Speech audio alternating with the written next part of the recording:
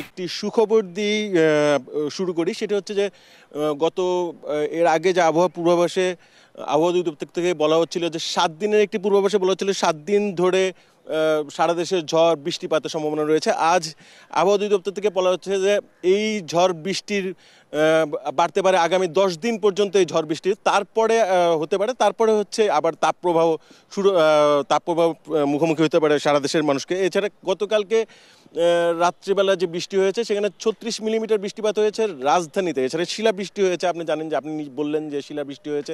এর ফলে তাপপ্রবাহ অনেকটাই কমে এসেছে। সারাদিনে ১ থেকে ৩ ডিগ্রি সেলসিয়াস পর্যন্ত তাপমাত্রা কমে আসছে।